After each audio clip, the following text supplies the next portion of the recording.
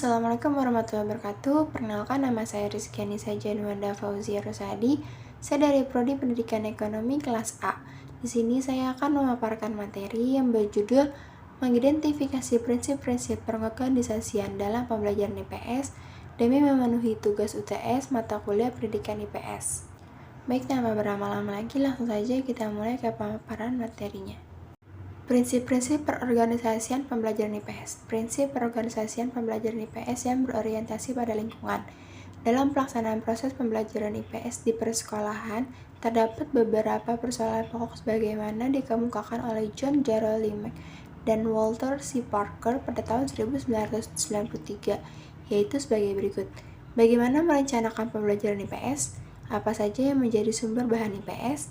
Bagaimana proses pembelajaran IPS di sekolah? Bagaimana melaksanakan evaluasi dalam pembelajaran IPS?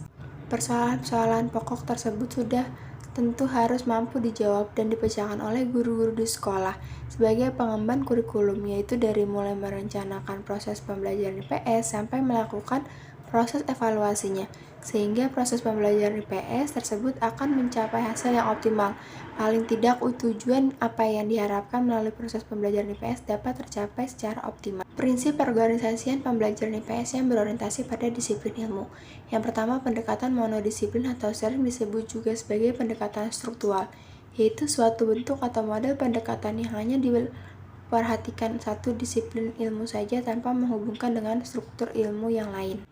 Yang kedua, pendekatan interdisipliner disebut juga pendekatan terpadu atau integrated approach, atau istilah yang digunakan Wesley dan Wronski adalah correlation untuk pendekatan antar ilmu, sedangkan integration untuk pendekatan terpadu.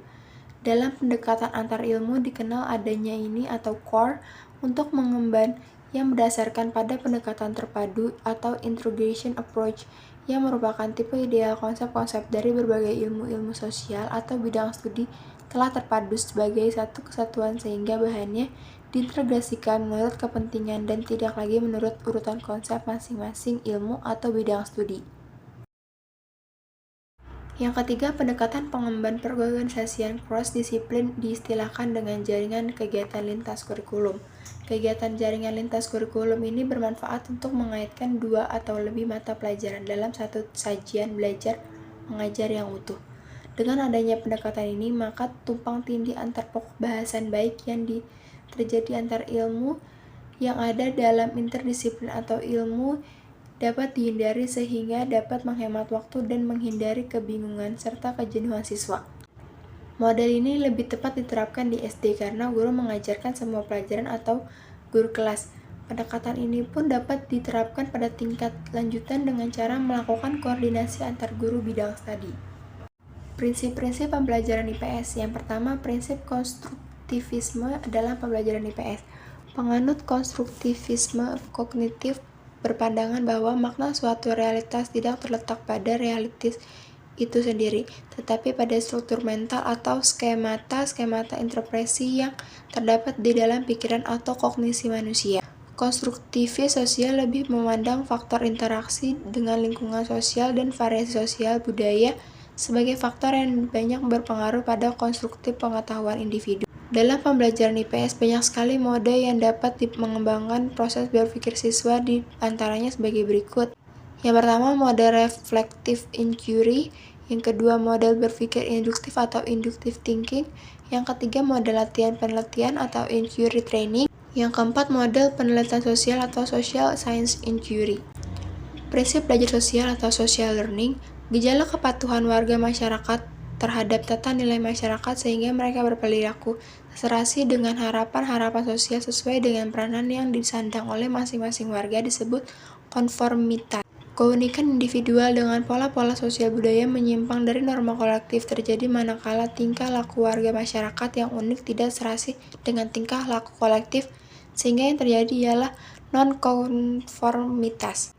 Pentingnya keterlibatan sosial dalam pembelajaran IPS melalui kegiatan ekstrakurikuler bertujuan untuk memberi pengalaman langsung yang memungkinkan terjadinya interaksi sosial dan hubungan interpersonal, memungkinkan para siswa saling mengenal, menikmati hidup kebersamaan, dan menghayati arti bekerja secara kooperatif. Sumber-sumber pembelajaran IPS. Sumber-sumber pembelajaran IPS yang ada di dalam lingkungan sekolah maupun di masyarakat sekitar lingkungan sekolah pada dasarnya merupakan sumber utama pembelajaran IPS yang dijadikan sebagai acuan pengemban materi oleh guru dalam pembelajaran IPS. Atau bisa juga berupa segala sesuatu yang dapat dimanfaatkan dalam pembelajaran IPS, baik yang berada dalam lingkungan sekolah maupun di masyarakat sekitar lingkungan sekolah seperti perpustakaan, lingkungan sekolah, pasar, lembaga-lembaga sosial budaya dan lingkungan masyarakat, atraksi atau pertunjukan budaya, dan peninggalan atau momen sejarah yang ada di lingkungan masyarakat atau sekitar sekolah. Baik, sekian pemaparan materi yang dapat saya sampaikan. Kurang lebihnya mohon maaf. Wabillahi taufiq wal hidayah. Wassalamualaikum warahmatullahi wabarakatuh.